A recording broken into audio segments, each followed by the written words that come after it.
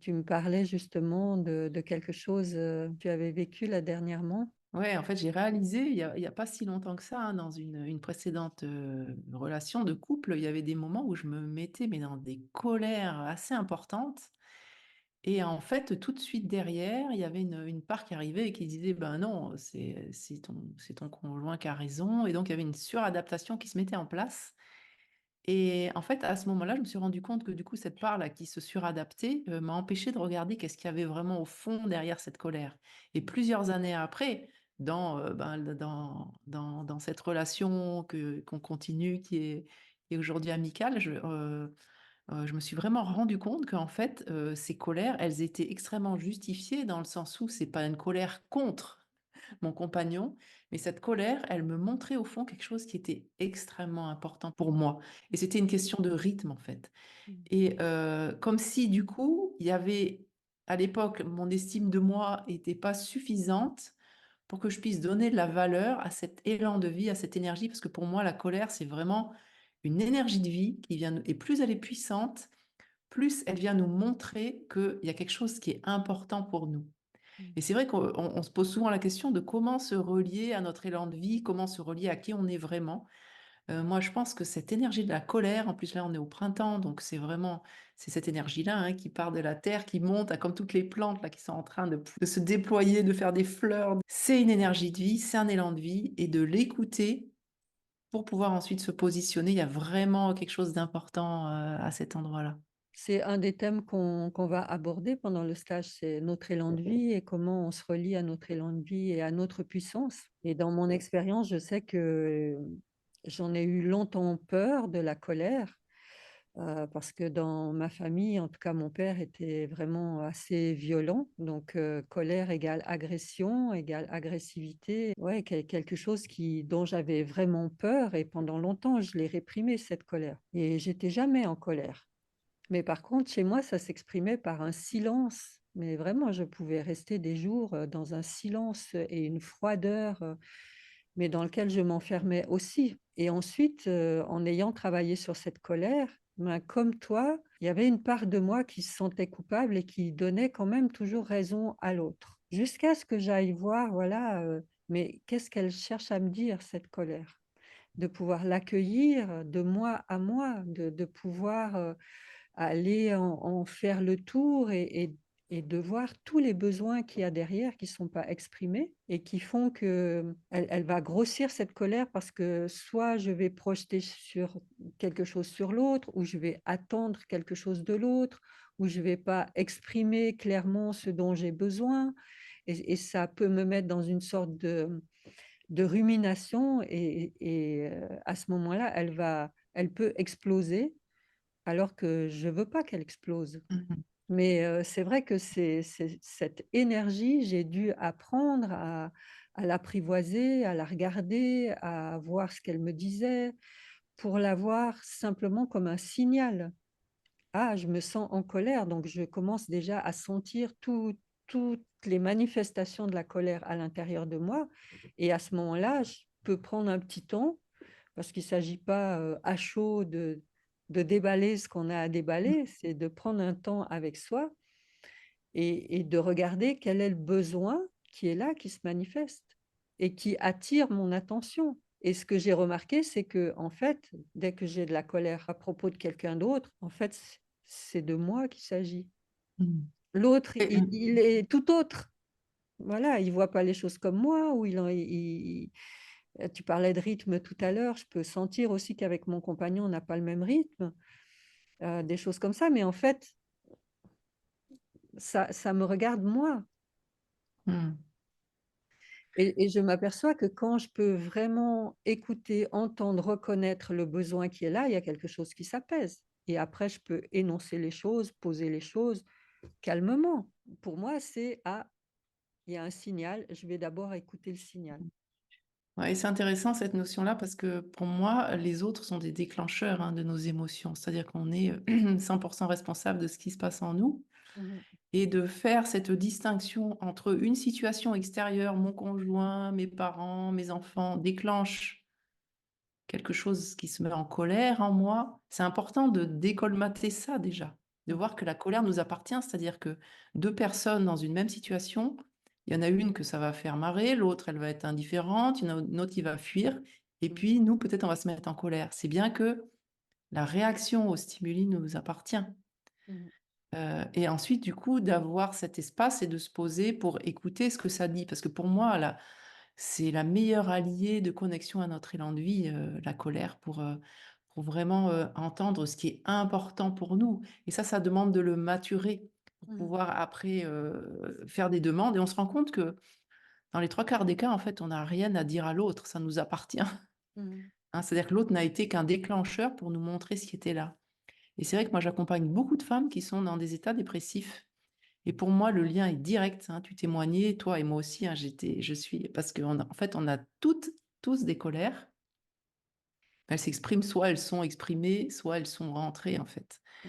Et pour moi, l'état dépressif est directement lié à cet élan de vie, donc cette énergie qui monte là du printemps, qui peut intervenir sous forme de colère, Mmh. qui est mise sous tout un tas de couvercles. Mmh.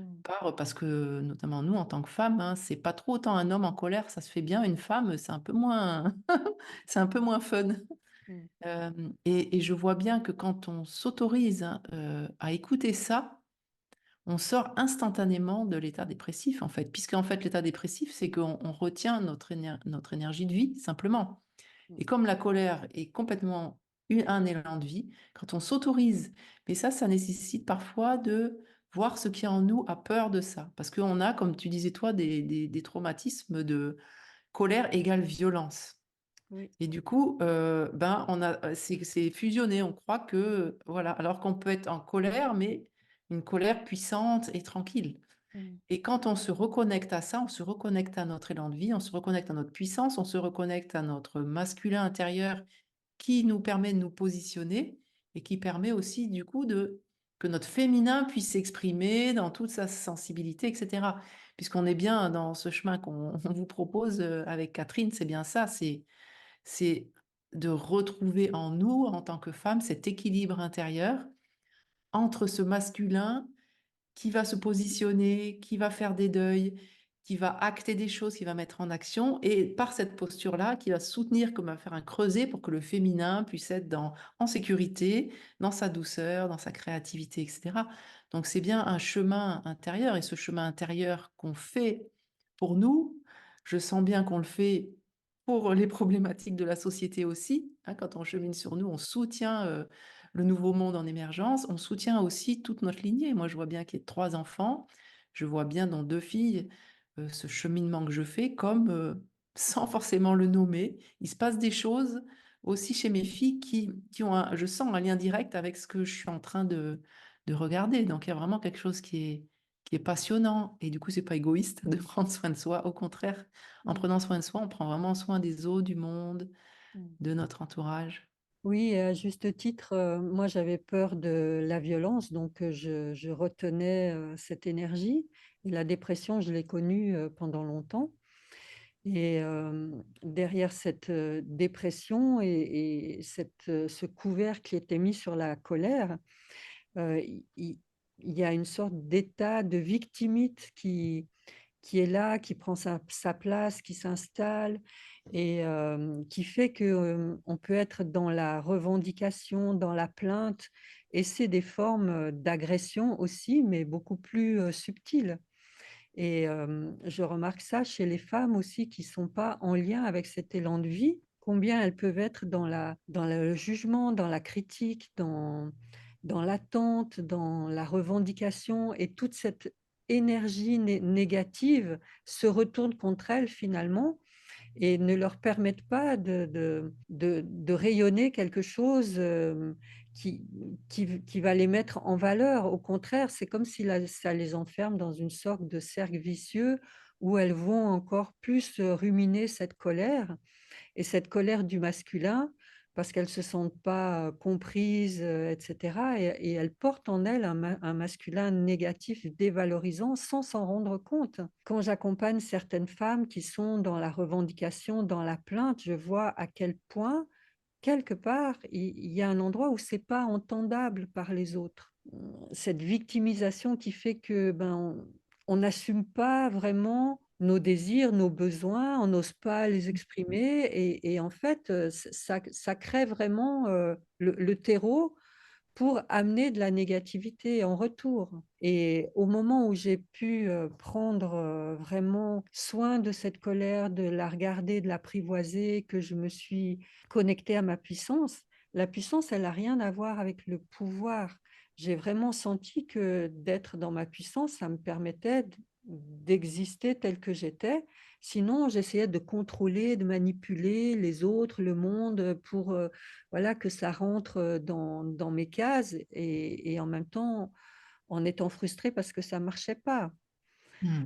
et je me rends compte que, ben, dans cette condition du féminin, il y a beaucoup ça et c'est pas à juger, à critiquer, c'est vraiment à aller le voir parce qu'il y a des coins d'ombre à l'intérieur de nous et c'est important d'aller y mettre, de la lumière, de regarder ce que c'est pour rayonner vraiment quelque chose de positif, de rayonner, l'abondance, de et de pouvoir, se dire: «Ben, voilà, je suis qui je suis». Sinon, c'est voilà, c'est on enferme la colère, mais il y a quelque chose en nous qui reste enfermé aussi, qui se déploie pas et qui vient, comme un fichier d'ordinateur en arrière-plan, voilà, qui tourne en arrière-plan et qui nous fait dire: «Ah mais c'est toujours la même chose, j'attire toujours ceci, j'attire toujours cela», mais Mmh. voilà, c'est ce qu'on rayonne aussi.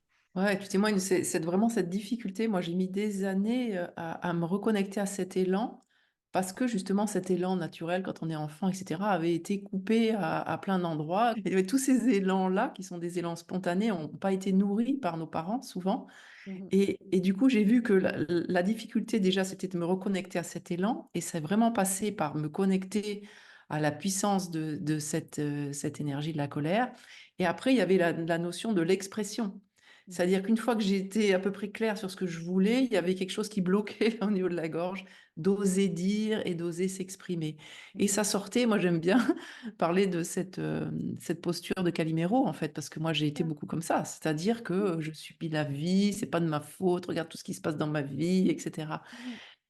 et pour moi, ce chemin, il s'est fait dans les années précédentes, mais aujourd'hui, depuis quelques années, avec la bascule du nouveau monde qui est en train de se produire, moi j'incite vraiment les femmes à justement à positionner leur masculin pour structurer leur féminin.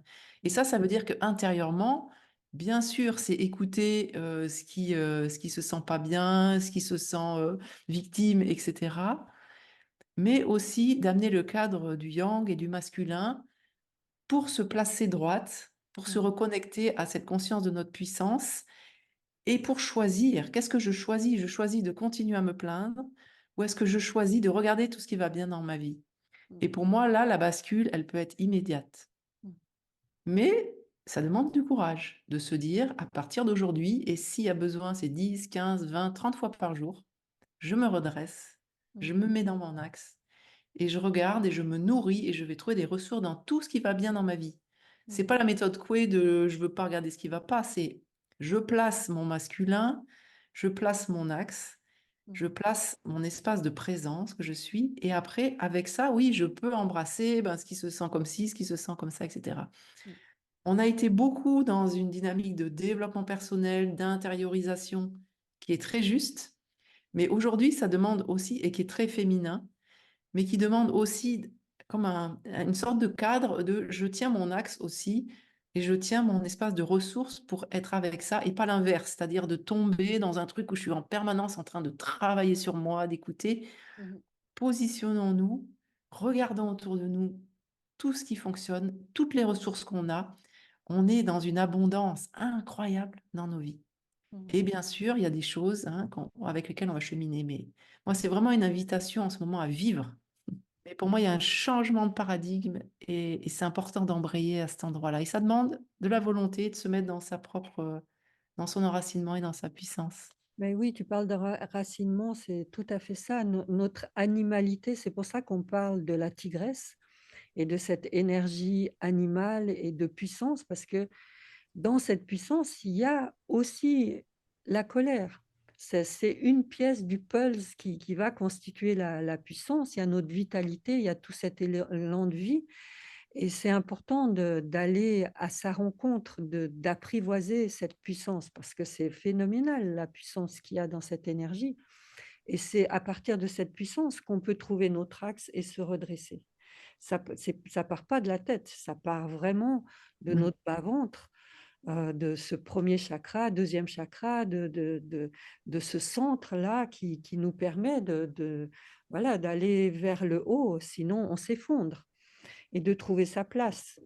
Donc il y a vraiment, plein de richesses à aller découvrir, dans cet espace, d'animalité et qui n'a rien à voir avec la bestialité et c'est ça qui peut faire peur, hein. Notre animalité, voilà, c'est la noblesse de la tigresse. Quand on voit, la tigresse ou la lionne, voilà, c'est des animaux puissants mais qui savent, aussi, être doux, s'occuper de leurs enfants, se positionner, chasser, voilà et tout cet instinct-là, on l'a. Ça vient nourrir notre créativité.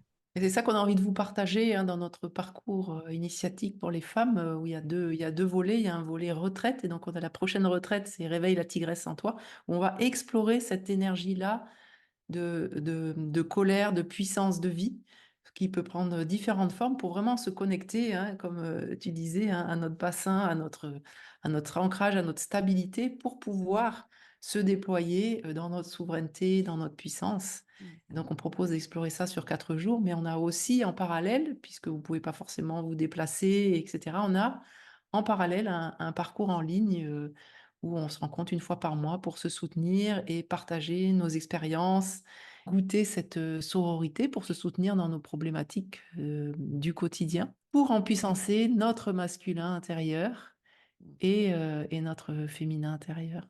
Ces rencontres mensuelles s'appellent «Rendez-vous dans le cocon» parce qu'on va vraiment, créer ce cocon pour se sentir en sécurité et continuer à explorer, notre, féminin et surtout d'apprendre à être dans cette écoute profonde qui ne juge pas et qui, au contraire, nous donne cette capacité de pouvoir reconnaître toutes les parts de nous qui ont besoin de notre reconnaissance, de notre soutien, de notre écoute et c'est important, voilà, de pouvoir le faire régulièrement et ce cercle de sororité est vraiment un soutien pour ça et de sentir qu'on n'est pas seul dans notre coin. Voilà, en tout cas, c'est avec grand plaisir que qu'on vous accueille, soit dans le stage en présentiel, soit dans l'espace cocon.